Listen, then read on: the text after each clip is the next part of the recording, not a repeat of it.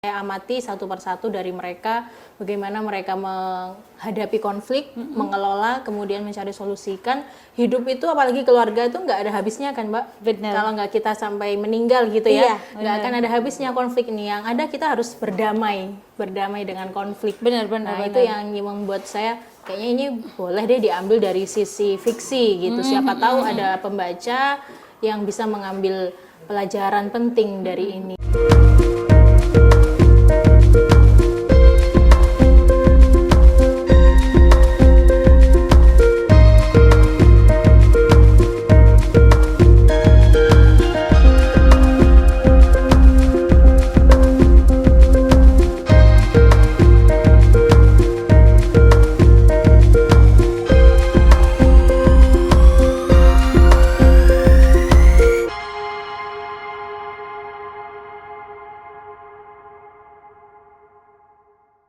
Hai Sobat Berita Jatim, balik lagi nih di Ngopi Bareng Penulis. Kali ini kita akan bahas buku baru lagi dari Padma, yaitu Jalan Menuju Rumah. Nah, biasanya nih banyak nih anak-anak muda yang dengan berbagai macam problematika, apalagi program kecil-kecil sekarang kecenderungannya itu adalah aku males pulang ke rumah. Dan itu. mereka tuh belum tahu makna-makna kenapa harus pulang ke rumah, ada apa yang ada di dalam rumah. Dan saya sekarang sudah sama salah satu penulis bukunya. Nih, saya panggilnya Mbak Dina. Dina. Oke, Mbak Dina ini adalah ibu muda. Ya. Bukan, belum. Oh, ini.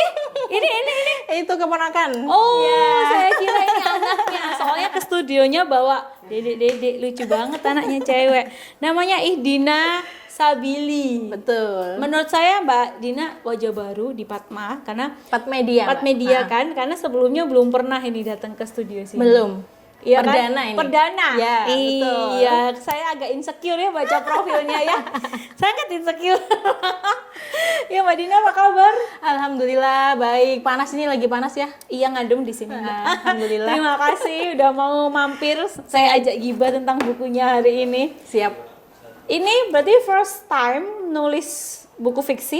Kalau nulisnya alhamdulillah sudah bukan yang first time. Oke. Cuman kalau bersama Padmedia ini first time-nya. Oh, berarti memang sebelumnya sudah pernah menulis di beberapa antologi yang lain ya. Benar. Kenapa Mbak merasa tertantangkah ikut Bu Wina, atau so far sebelumnya ngelihat orang-orang yang ada di bukunya Bu Wina ini Keren-keren. beda-beda tulisannya nih, Ya. kayak gitu. Kalau aku di buku ini kan ada proses akademinya, Mbak. Akademi Ya, menulis cerpen. Itu yang bikin saya menantang karena di buku-buku beda ya. sebelumnya itu nggak ada, cuman kayak lomba atau enggak kurasi biasa gitu. Nah, kali ini kan ada materi yang didapat, ada coaching, kemudian ada revisi-revisi, ada materi-materi dari guru-guru gitu. Berarti ilmunya lebih dapat ya, Mbak, Benar, ya? benar. Dan Ilmunya butuh lebih berapa banyak. bulan nih untuk bikin satu judul nih? Kalau ini prosesnya cukup panjang. Oke. Ada sampai sekitar hampir 10 bulan total nih, dari mulai nol Lumayan ya. sampai materi-materinya sampai akhirnya jadi. Oh, itu. oke. Pemilihan judulnya adalah Pulang. Saya sedikit membaca di awal paragraf nih, kayaknya relate banget nih ya sama kehidupan sehari-hari. Mungkin banyak dari penonton Berita Jatim juga mungkin memiliki permasalahan yang ada dalam tulisan ini. Betul. Yang saya tanyakan adalah Mbak, Serem ini nih. sebenarnya cerita pribadi atau fiksi, atau cerita pribadi yang difiksikan, atau cerita dari orang kayak gitu? Ini adalah pertanyaan yang selalu muncul ya. Oh, selalu. Karena ini relate banget. Bener. Iya, Relate dengan kehidupan Iya, nyata. sekeliling Bener kita, banget, sekeliling iya. kita kayak gitu. Jadi orang itu kalau baca itu kayak kok kayak aku ya, gitu Iya, ya. bener. Kalau Orang yang bacain bikin- cerita, didengerin sama temennya, kok kayak cerita aku sih, kayak Iya, gitu. bener. Nah, sejujurnya saya sebagai penulis fiksi memang punya PR besar untuk mengaburkan apakah cerita yang saya tulis ini apakah nyata atau fiksi. Tapi kalau saya mau jujur nih, belak-belakan nih, udah ditodong nih, pasti ada fiksinya. Nggak 100% nyata. Nyata pun itu bukan saya pribadi. Gitu. Saya ambil comot-comot dari cerita Beberapa orang-orang cerita di orang sekitar. Betul Oke, sekali. karena dari ini kalau saya baca sekilas nih ya, ini kan bagaimana dia berdamai dengan ibu tirinya. ya kan? Apalagi nih so far dari tulisannya Mbak Dina adalah Ya. ibu tirinya ketika menikah dengan bapaknya dia hamil di usianya meskipun yang tidak muda lagi. Betul. Nah, itu mungkin kalau di kehidupan nyata ada yang masih bisa menerima ataupun tidak bisa menerima, nah gitu. Tapi sebenarnya kesulitan dari menulis buku cerita ini tuh apa sih sebenarnya? Apa yang digambarkan waktu Mbak Dina menulis ini? Bagi saya pribadi kesulitannya ada di membuat alur dan konfliknya, karena seperti yang tadi sudah kita bahas bahwa ini topiknya sangat dekat dengan kita, sangat relate kehidupan nyata, kehidupan keluarga, konflik antara orang tua dan anak, itu yang membuat saya beberapa kali mengalami stuck, seakan-akan yakin nggak ya saya nulis cerita kayak gini, bener nggak sih karena kayak pro gitu. kontra ya Mbak ya, karena Bener, bener karena takut kayak sih, gitu. ada ketakutan, Iya, ada kekhawatiran, jangan-jangan nanti yang baca akan punya ekspektasi beda. bener. Iya, Gitu. tapi sejauh ini so far biasa ya. So far setelah jadi fisiknya, oke, setelah jadi saya harus selesai dengan itu. Nanti terserah pembaca. Oke. Tapi ketika menulis nih Mbak, otomatis kan butuh inspirasi ya. Yep. Itu apa yang membuat Mbak Dina akhirnya memilih dengan tulisan relate seperti kehidupan nyata? Padahal kan sedangkan biasanya kalau orang-orang ini pulang itu bisa dalam artian kan mungkin apa nggak kepikir untuk konflik keluarga seperti ini kayak gitu. Yang kepikiran dari saya waktu itu memang kembali ke yang lebih banyak terjadi di kehidupan. Saya cukup dalam proses ini saya riset pada beberapa teman yang mungkin memiliki konflik yang sama, problematika yang sama. Saya amati satu persatu dari mereka, bagaimana mereka menghadapi konflik, mengelola, kemudian mencari solusi. Kan hidup itu, apalagi keluarga itu nggak ada habisnya kan, Mbak? Benar. Kalau nggak kita sampai meninggal gitu ya, Iya, nggak akan ada habisnya konflik ini. Yang ada kita harus berdamai dengan konflik. Benar. Itu yang membuat saya kayaknya ini boleh deh diambil dari sisi fiksi gitu. Siapa tahu ada pembaca yang bisa mengambil pelajaran penting dari ini gitu, entah dalam bentuk apapun ya, apa mau ditiru persis atau mau diambil pelajarannya, aku nggak boleh kayak gitu, bisa jadi kayak gitu. Benar. Tapi kalau dari tulisannya Mbak Dina sendiri, apa sih yang bikin beda dengan tulisan-tulisan yang lain? Dari teman-teman yang ada di sini. Iya. Kalau teman-teman yang lain itu sebenarnya ada yang cenderung mirip, ada juga yang sangat jauh, karena kami diberi satu frame, temanya adalah rumah. Oke, Nah, tapi itu. emang kalau ini kan temanya jalan menuju rumah. Dari Bu Wina sendiri itu ngasih temanya global khusus untuk rumah, itu identitas dengan rumah tangga atau gimana sih waktu awal-awal bikin konseptornya itu? Awal-awal seingat saya itu judulnya adalah Mencari Rumah. Oke. Jadi rumah itu bisa jadi dalam arti yang sesungguhnya atau secara apa ya? Secara batin juga bisa. Hanya mungkin rumah itu bisa jadi kembali kepada diri sendiri, bisa jadi seperti itu. Akhirnya konflik yang muncul pun macam-macam, Mbak. Ada yang ujungnya itu pembunuhan, ada yang ujungnya itu tragis gitu, ada yang ujungnya itu gantung. Itu ciri khas ya. Iya, benar. Ciri khas dari murid-muridnya Bunda Wina gitu. Iya. Tapi kalau Mbak Dina sendiri nih selama suka menulis nih ya, kebanyakan dari tulisan-tulisan yang Mbak Dina lebih condong ke apa? Jadi maksudnya lebih suka ke profil kah, fiksi kah, atau relate dari cerita-cerita kehidupan atau inspirasi yang lain? Kalau saya karena sudah cukup lama ya Mbak suka nulisnya. Dulu waktu kuliah karena diarahkannya ke jurnalis, jadinya lebih banyak ke sana, reportase kayak gitu-gitu ya. Untuk ini kan S2-nya baru arsitektur. Melenceng ya. S1-nya waktu S1 lebih sering komunikasi. di jurnal. Enggak, tetap arsitek.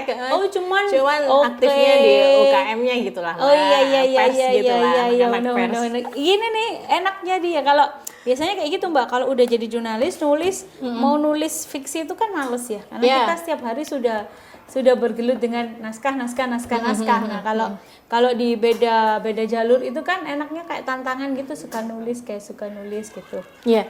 Kalau saya sih harus seimbang sih Mbak. Oke. Jadi ketika saya aktif di jurnalis, saya juga harus mengimbangi dengan bacaan-bacaan yang tetap fiksi, novel-novel, puisi, itu yang menjaga keseimbangan antara fiksi dan non-fiksinya. Tapi sejauh ini sudah berapa tulisan yang Mbak Dina tulis?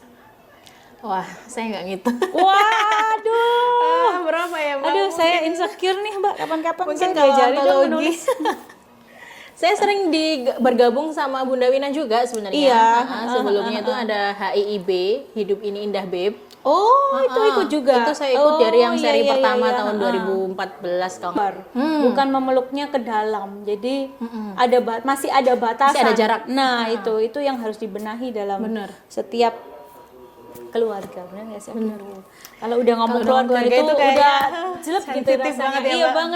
banget, Mbak. Tapi nih dalam waktu depan nih, Mbak, kan udah nulis ke pulang nih. Ada project lainnya nggak sih dalam waktu dekat? Dalam waktu dekat sebenarnya ada satu PR yang belum kelar revisinya ini. Sama-sama dari Bunda Wina juga. Satu judul lagi? Satu judul lagi. Oke. Mbak, udah nulis lebih dari 10 tulisan nih, Mbak ya. Ya. Pengen nggak sih bikin buku sendiri, Mbak? Pasti dong. Pasti itu mimpi banget. Kalaupun ada kesempatan untuk bisa menulis buku sendiri, Mbak, buku apa yang kepingin Mbak Dina tulis? Apa ya?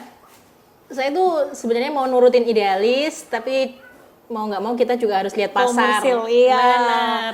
Jadi kalau mau nurutin idealis sih pengennya yang kayak gini-gini ya, yang drama-drama, yang lebih touching gitu bener kan. touching. Apalagi kan kalau drama-drama soal percintaan, keluarga, so far itu pasti banyak banget yang baca ya, Mbak. Iya, benar. Apalagi kalau Cuman cinta itu udah. Secara komersil dia juga tantangannya besar, Mbak. Iya sih, kan? benar.